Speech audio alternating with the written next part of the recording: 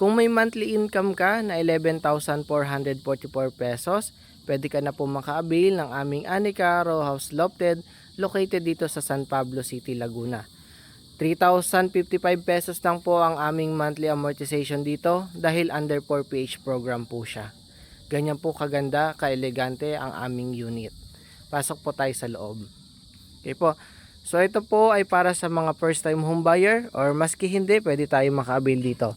Pero ang pinakamaganda kung first time home buyer ka, pwede mong ma-avail ang 1% or 3% interest rate. Okay? So ito po ay may 40 square meter lot area at 42 square meter floor area. Ito po yung design or model house na ipinapakita ng developer kung ano yung pwedeng gawin natin sa ating unit in the future.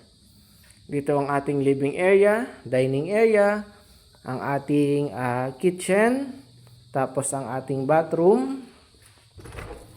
Yan po. Ang ating first bedroom, kung kayo ay may kasamang matatanda sa bahay. And then sa taas po, provision for 2 bedroom pa po siya. Akyat po tayo sa loob.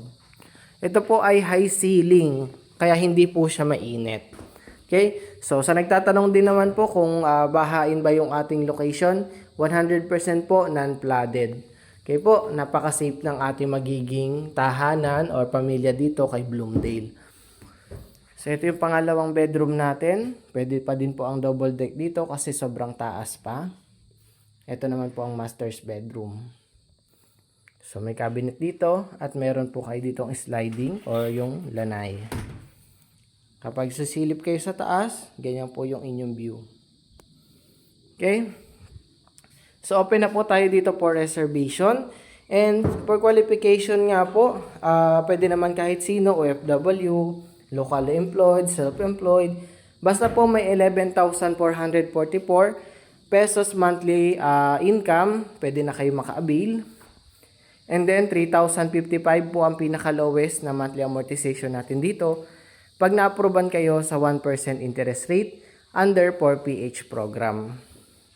Sa requirements po, basic lang, 2 valid ID, proof of income, pag-ibig and TIN number. Yun lang po, makaka-avail at makakapag-reserve na kayo ng inyong unit kay Anika Row House. So, PM na lang po para sa inyong free site tripping. See you guys!